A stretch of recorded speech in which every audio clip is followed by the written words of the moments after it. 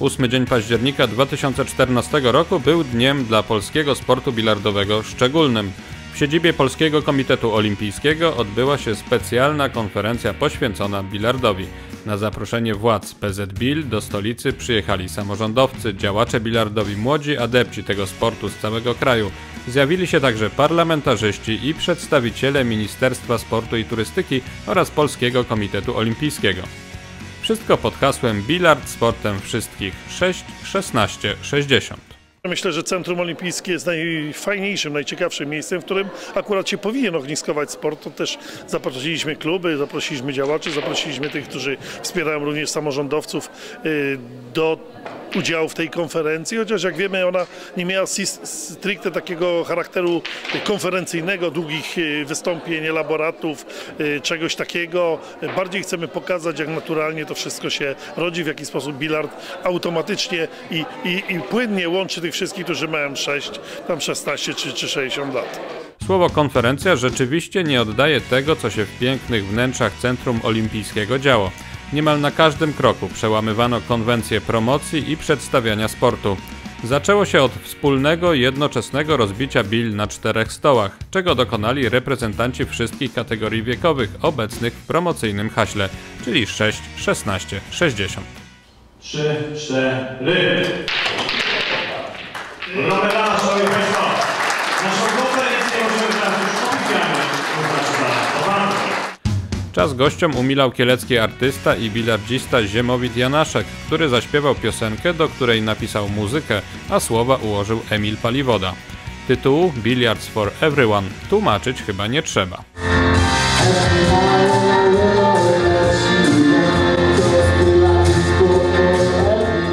Po występach artystycznych gościom zaprezentowano pokaz trików bilardowych w wykonaniu mistrza i wicemistrza Polski, czyli Bogdana Wałkowskiego i Ziemowita Janaszka.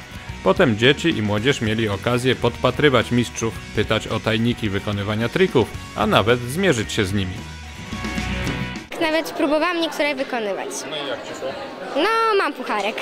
Udało mi się zrobić za pierwszym razem. To trzeba było odbić białą bilę i w tym czasie, gdy ona leci do łzy, wbić 2 pozostałe. To jest pracochłonne, to trzeba bardzo dużo trenować, żeby osiągnąć taki poziom jak Ziemowit. Bardzo zachwycony, bo nie każdy tak potrafi, bilardzista. No ale oczywiście tego da się nauczyć. Na Telebimie można było oglądać opowieści ludzi bilardu o tym, dlaczego akurat ta dyscyplina jest dla nich ważna. Wbić albo nie wbić? Oto jest pytanie. Pokazywano fragmenty filmów promujących bilard i uczących tej dyscypliny sportu.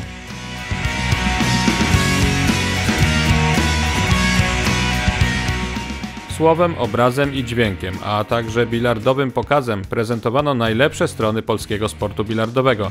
Taka konwencja została bardzo dobrze przyjęta przez wszystkich gości. Bardzo mi się podobała, urozmaicona, dynamiczna, nie było referatów, to jest plus właśnie konferencji, bo czasami jest tak, a jednocześnie prezentacja dokonań, prezentacja młodzieży, mistrzów i to jest połączenie pokoleń, maluszków właśnie z tymi, którzy już coś osiągnęli.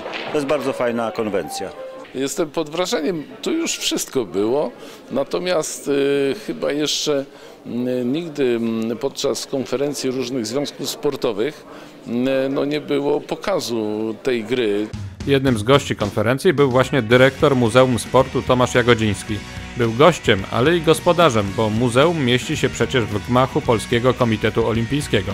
To w jego ręce Karol Skowerski, Radosław Babica i Grzegorz Kędzierski przekazali bezcenne bilardowe trofea, pierwsze medale mistrzostw świata i Europy zdobyte przez Polaków.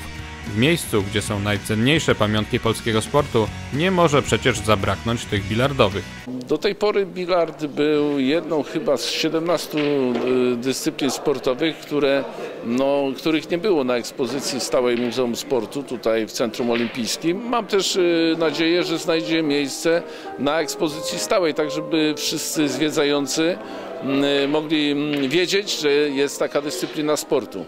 W kuluarowych rozmowach podkreślano, że bilard tego dnia znalazł się w miejscu dla siebie bardzo odpowiednim – w stolicy polskiego sportu. To jest takie symboliczne i mam nadzieję z taką budującą perspektywą przyszłości, że bilard być może wreszcie dołączy też do dyscyplin olimpijskich. Ja bardzo szanuję tego rodzaju właśnie sport. To powinno być takim jednym z głównych punktów działania właśnie związku, że nie tylko imprezy sportowe, nie tylko jakaś kadra narodowa, szkolenie młodzieży, ale również właśnie promocja, pokazanie właśnie tego sportu na zewnątrz ludziom, którzy z sportem bilardowym nie mają styczności na co dzień, pokazanie właśnie, że jest to sport dla wszystkich. I wszystko wskazuje na to, że nie był to jednorazowy epizod.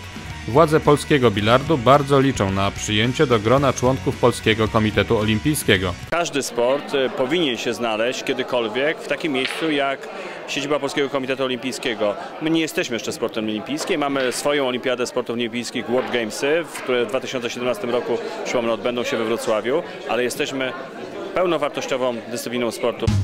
Najbardziej zaskakującym, ale i uroczym momentem spotkania była prezentacja krótkiego, ale wyjątkowego filmiku potwierdzającego hasło "Bilard sportem wszystkich".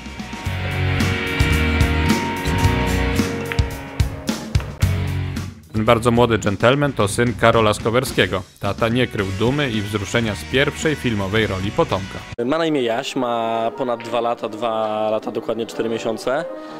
Gra w bilard od już prawie roku czasu, czyli jak miał 1,5 roku, można powiedzieć, że chwycił za kij bilardowy. Ja nie ukrywam, że nawet wzruszyłem się trochę, jak to oglądałem. Oglądałem to kilkukrotnie, ale tak do publicznego takiego pokazu było to po raz pierwszy.